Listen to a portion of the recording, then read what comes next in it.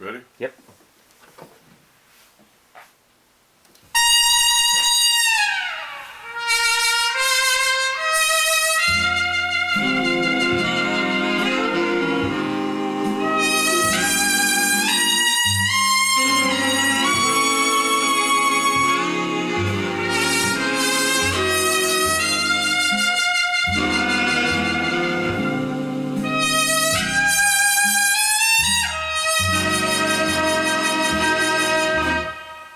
I'm traveling light because my girl is gone.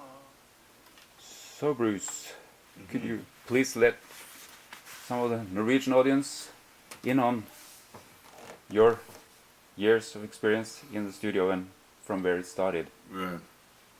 Well, it actually began in Minneapolis as a youngster, Minneapolis, Minnesota, and my dad, when I was 10 years old, gave me a disc recording machine for my birthday, and it was a big piece of equipment, huge thing, and it made lacquer discs, and it had a microphone, and I could record, move that thing around. It was more fun than I could have ever imagined, and I absolutely loved it. 10 minutes with that machine, recording different things, and I knew what I wanted to do for the rest of my life. So that was a start, 10 years old. And from there I went through high school recording choirs and bands and so on, and developed my interest in music recording.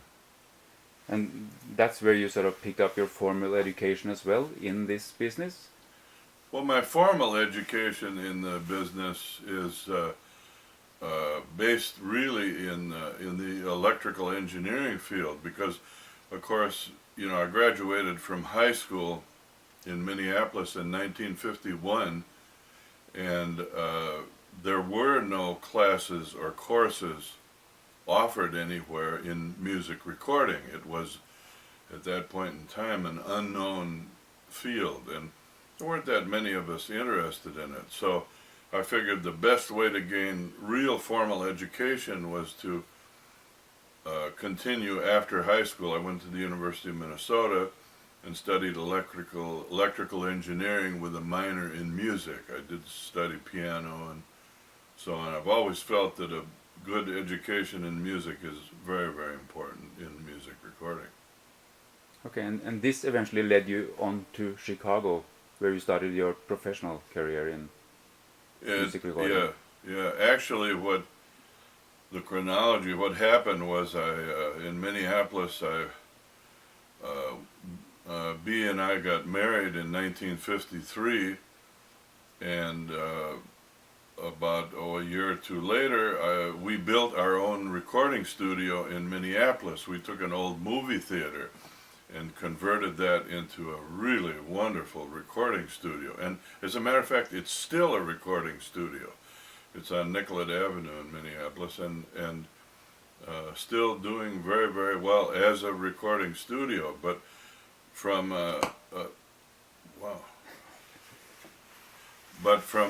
that point on, I decided I really wanted to be in the mainstream of the music recording industry, which I figured out was definitely not in Minneapolis. Actually, Minneapolis plays a pretty big part now in mainstream music recording. There are a lot of great producers there and musicians, but I wanted to move on to Chicago. So in 1957, B and I decided that we would go to Chicago, so I could participate in the absolute top of the music recording industry. And I started there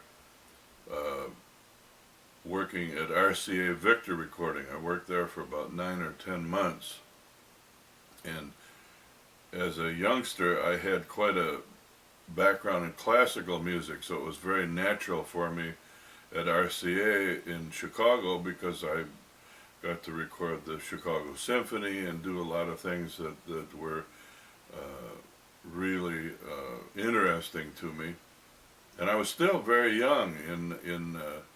In 1957, I was only 23 years old, 22 years old actually, and so from there I went to Universal Studios in Chicago and met some of the most incredible musicians in the industry, and also met people that affected me throughout my career. It made a big change in the way I perceived what I wanted to do in music recording. For instance, one of the first guys that I got to record at Universal in Chicago was in 1958 was Duke Ellington and his band, and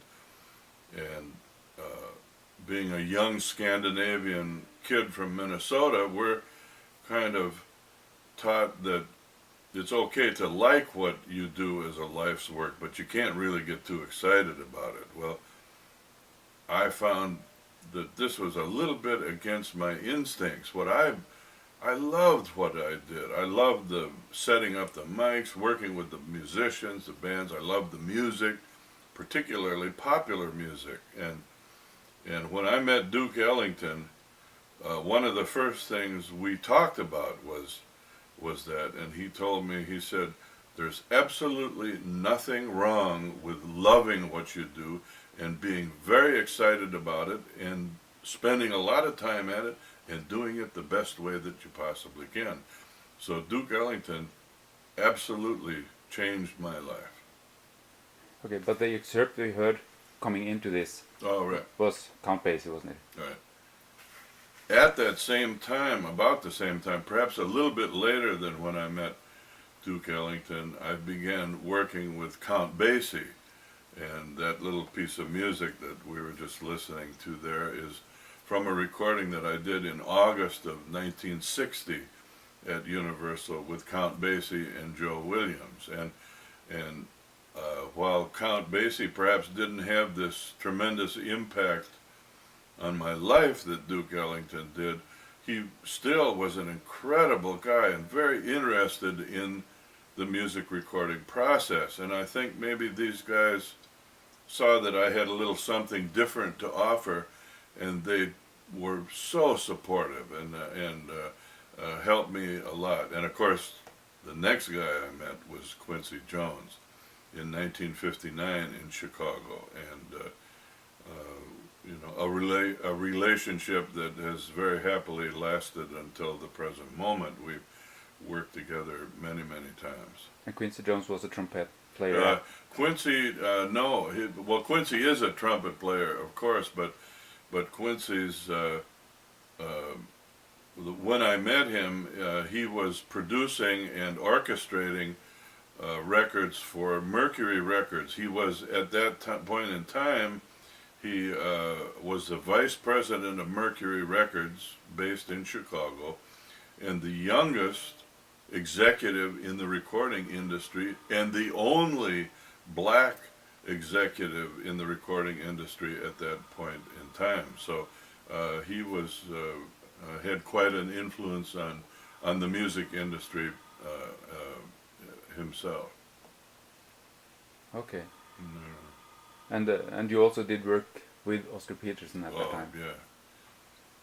Yeah. At about that same point in time, I did a lot of recordings with Oscar Peterson for Norman Granz of Verve Records. This was all still in Chicago at Universal Studios, and just had a wonderful time with Oscar. And his trio at the time was Oscar playing piano, of course, and Ray Brown playing bass, and Ed Thigpen playing drums. And I did a group of recordings with Oscar that were very successful, that was the Composer series, which was Oscar Peterson plays Duke Ellington, Oscar Peterson plays Cole Porter, and so on, where he did jazz albums interpreting some of the greatest composers of that era. And that was a wonderful experience, working with the absolutely best musicians that the industry had to offer on a daily basis really set me on fire. I mean, it was a wonderful time to be in Chicago and to be very young and at a part of that. At that point, that business was growing. Tell us also a little bit about the transition from mono to stereo and how sort of the recording executives in the industry took that. Yeah. One interesting thing about my point in the industry or my chronology is that I've seen an awful lot of changes in the medium of recording. When I started in Minneapolis, I was I gotta get Yeah, that. yeah. We were just starting talking about the transition from stereo, from mono to stereo. I'll do that whole part again Yeah, yeah. because it's kind of. I've been really fortunate in that I've been witness to several transitions as far as the recording medium that we use for popular music and indeed all types of music. Of course I don't go so far back as to remember cylinders and so on, but I was very young, and the beginning of my career started with disc recording, which was before the use of magnetic recording tape. And I was at Schmidt Music Company. I was still living in Minneapolis. This was before I'd moved to Chicago to Universal, and one of the biggest events a few months after I started at Schmidt Music Company studio was we got our first tape machine, and that was a big event. Of course, it was monaural, and what year was that? that year would have been 1955, and stereo was, you know, a gleam in all of our eyes, but there was no release format that, well, there was one, and it was not very good, but it was reel-to-reel tape, and it used a pretty funny system for releasing stereo recordings, and so it was not successful. So when I got to Chicago, we were still recording all of the pop music and so on monaural single channel tape, and the thing that was kind of interesting to me at this point in time is that the goal of music recording was to present the listener or the record buyer or the record listener with an unaltered acoustic event. Now, that doesn't sound terribly impressive at first, but when you really think about it, especially for a young kid like me, I was only 22, 23 years old at the time, all of a sudden I began to think, well, if this is the goal of music recording, what do I do with my imagination? And what what can I of myself can I put into the music? And after a while, after a few years, like in the early 50s, I got to thinking, wow, all I'm doing here is taking dictation. I'm not really doing anything creative, and frankly, to be honest with you, that didn't interest me too much. So I began to think, wow, now where can I take this wonderful new thing and make something that is truly unique? So about that point in time, which would have been 1959, 1960, along came multi-track recording in its earliest form, which was 3 tracks on half-inch, where we would do a stereo recording of the orchestra and then record the vocal or the solo instruments on the 3rd track so that we could then adjust the balance a bit to our liking, and that way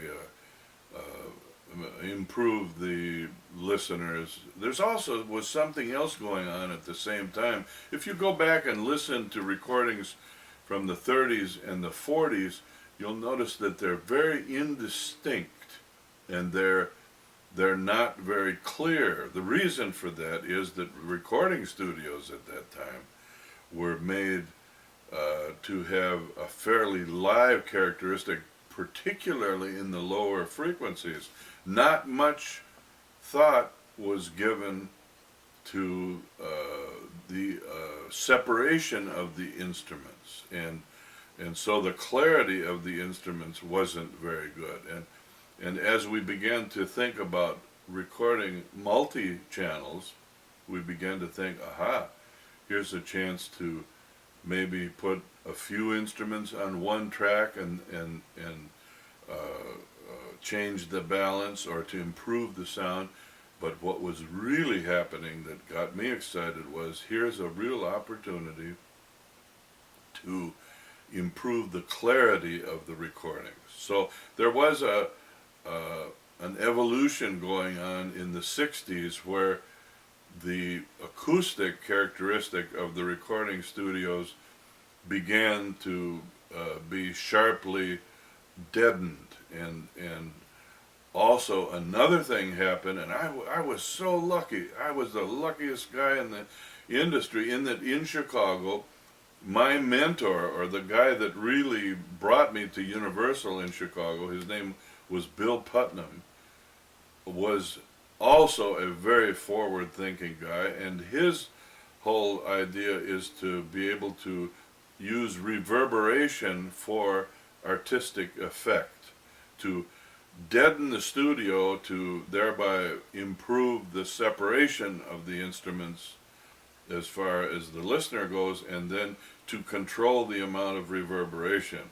And I'll never forget, I was a kid still in Minneapolis, it's just incredible, and I heard a recording by Jerry Murad and the Harmonicats, and there was this unbelievably wonderful sound that came through the radio. I think I may have still been in high school, and so this would have had to be 1950 or 51, and this incredible recording, and boy, it just knocked my socks off. There was another recording at that same time, about 1951, that I remember hearing it like it was yesterday, and it was a true departure, a real what would you say, an event, a milestone in music recording, and it was How High the Moon by Les Paul and Mary Ford, where if you listen to that recording today, you'll discover there's only one natural instrument, and that's Mary Ford's voice. The guitar is electronically amplified, it's run direct to the recording, and it was sound on sound, or overdubbing, the first technique, first time that technique was really used, and that really got me excited. I'll never forget that point in time. So how did the recording industry take on to stereo? Were they just as excited as the engineers? Well, the recording industry felt about stereo. The engineers and the technical people and the creative people thought it was great, but the executives, the people that ran the record companies didn't think it had a future. So as a result, many of the early recordings that I did, and this was in a period from 1959 until maybe 1965, the recording companies wouldn't even pay for tape. So a lot of us engineers that were kind of forward thinking, we made those recordings and paid for the tape ourselves. And that's the only reason that some of these Count Basie recordings, like what I was just listening to here, and so on, exist in stereo today, is because we knew the value of that, and that later on it would be very important to music. So actually a lot of these stereo recordings come from private vaults that the engineers were holding? Many, yeah. There's a lot of guys like me, Phil Ramone, Al Schmidt, myself, and so on, that at that time kept these recordings, and we've used them and either sold them to the record companies or loaned them to so that the public could hear these wonderful performances in stereo with some kind of the spatial effect intact that happened during the recording. Now, what we have to realize at the same point about this is that the real use for music recording is that these incredible performances can be played and listened to over and over again without any reference to sheet music or to a performance or the problems that would be if you had to get a vocalist and of questionable quality and character and musicians and so on to hear the music. One of the real things that has made music, recorded music, so popular is the fact that these performances can be played over and over again, and the incredible nuances are always there and they're intact. That's why recordings have become so popular. You know, now we're moving into the 70s, and with Quincy Jones taking care of Michael Jackson, moving into the studio and starting the productions that are known to a lot of people in this world today. Everybody. So, Yeah. to put it mildly. So, Yeah. so how did that come about? And Yeah. It's kind of interesting, my own connection with the evolution of popular music. As we have discussed, I was in Chicago definitely at the right time and doing the right music. And in 1976, actually late 1975, we moved to California.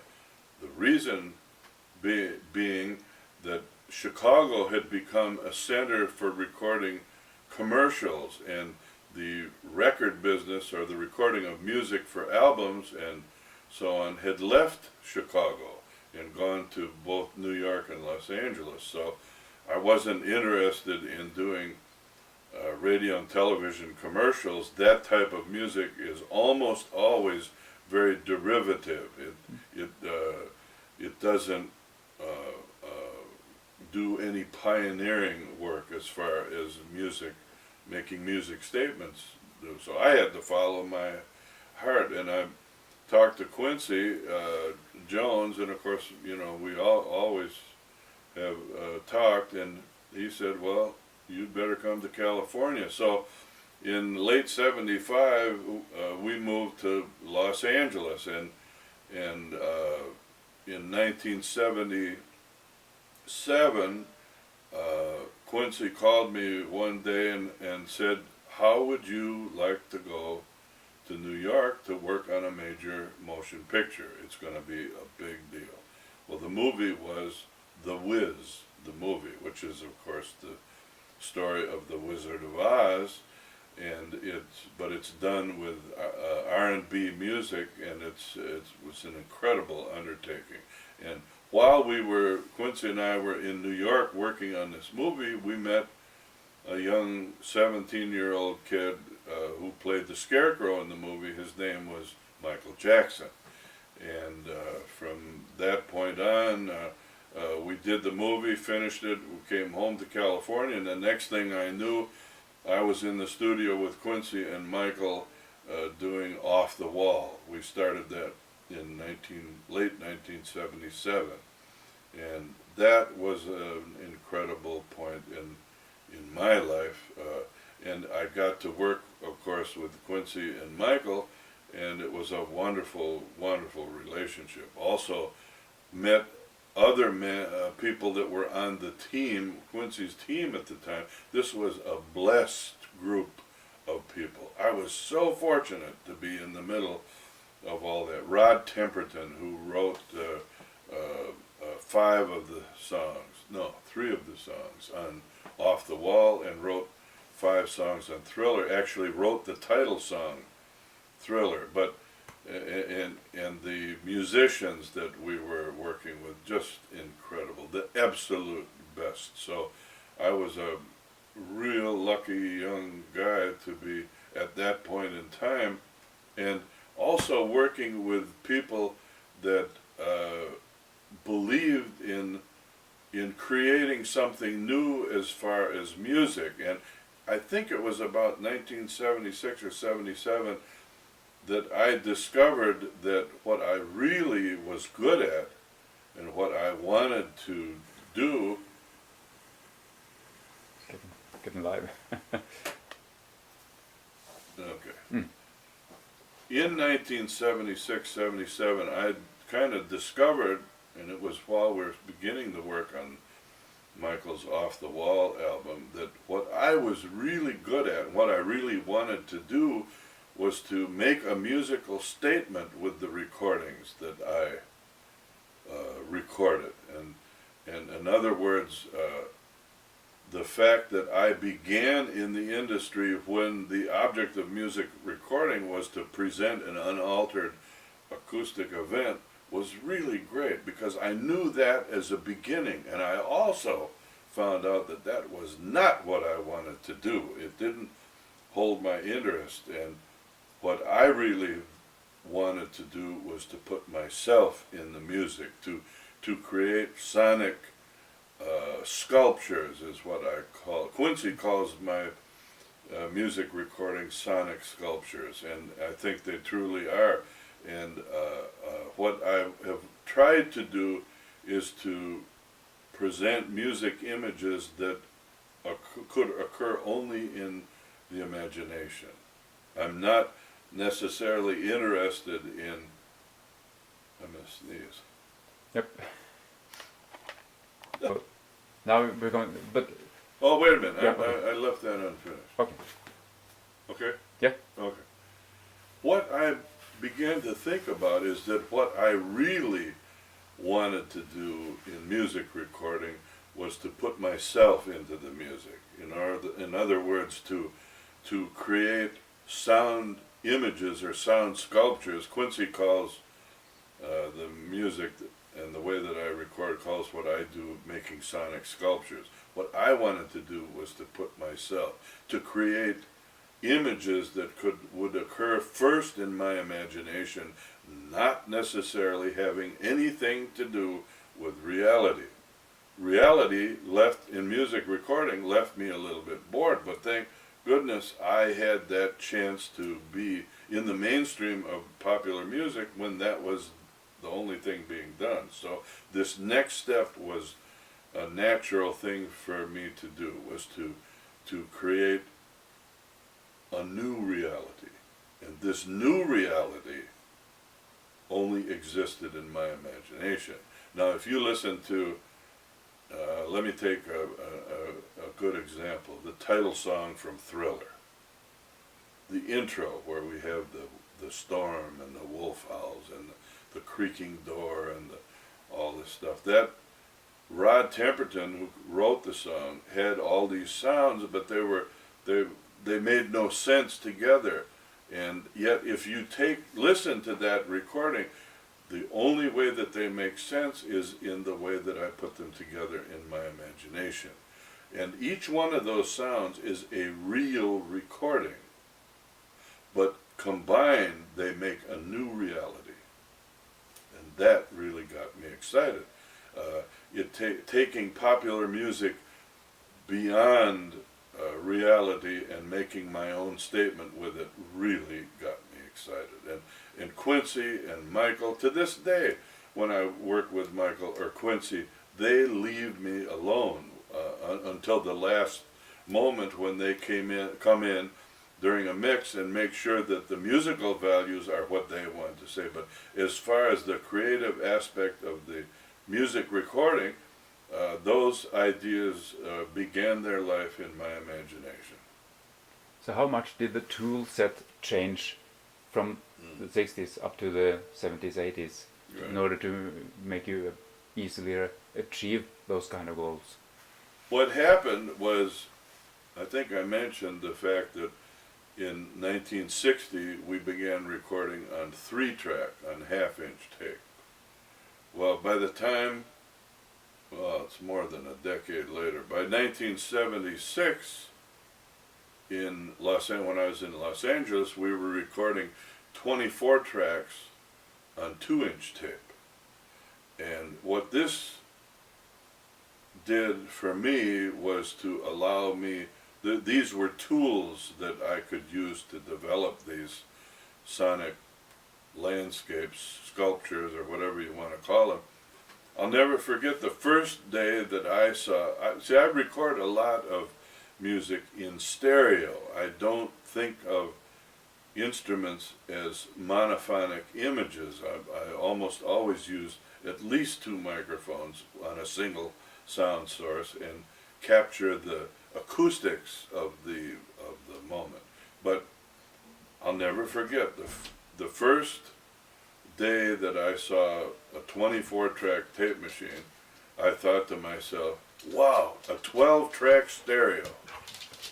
Morty, B, Yes. we're doing that thing. Roll it. Roll it. It's rolling. So I can remember it like it was yesterday. The first time I saw a 24-track tape machine, the first thought that popped into my mind was, wow, a 12-track stereo. Because to me, that point in time just opened up so much for me as far as being able to preserve acoustics and so on, and add the natural acoustics to the sound of what I was doing. And then by the time we got to doing the album Thriller, another part of the technology, the tools that I remember having a big impact on what I could do was to be able to run 2 24-track tape machines together to have 48 tracks of recording capability, and indeed it actually amounts to much more than that, but that gets a little complicated. But that was a very, very big step forward. Then, should we continue? Or Yeah, you wanna No. you want to do another? Maybe you should just, yeah, I don't know. Move rolling. Okay. And of course, the next big step technically in the technological advancement of music recording was the introduction of digital recording. I remember when we did Michael's Bad album and did Quincy's Back on the Block album, I had a 32-track Mitsubishi digital tape machine. Actually, I had 2 of them, so I could record 64 tracks of music and do what I wanted to do. But that was a big step. And now it's to the point where digital, of course, has become a very, very big part of what I do. And for a long time, I thought I would never be able to give up my analog tape machines, and I truly love the sound of analog, but digital has come a long, long way. And I'm happy to say that in my work today, analog is becoming less and less of an important factor, and the industry is moving ahead. There are people out there designing equipment that know what music sounds like, and are giving me tools that I'm excited about. But I think one thing that probably more than anything else that has made it easy for me to go on to all this technology is that I have seen in my lifetime in the studio many changes. So a new one, when we went from analog to digital as a recording medium, didn't scare me at all. As a matter of fact, I love it. Because the music were prevailing throughout the whole process, and that's important. Very interesting point. The one thing that I've kept at the forefront of all of this is the fact that there's only the music. Everything that we do, all this technology and so on, has only one reason for existing, and that is the music. In and of itself, it is nothing. It's nothing but toys. And So if you keep the music in focus, keep that in the forefront of your mind, you can't miss. That's great. Yeah, Let roll now, and then I'll. yeah, it's not much of a tripod. No. But it works. Yeah. Now it's all yours. Okay. I made a happy discovery here a few years ago, and actually you'll have to refresh my memory. When did I start using electric companies? Was it during bad? No, dangerous. During dangers? Okay. 91. In 1991, I made an incredible discovery. Of course, I am Swedish, I'm Scandinavian, and someone brought me an amplifier from Scandinavia, from Norway, and I thought to myself, wow, maybe I better check this out. But I didn't know a thing about it, had no idea. The only thing I did notice, it looked to be very substantial.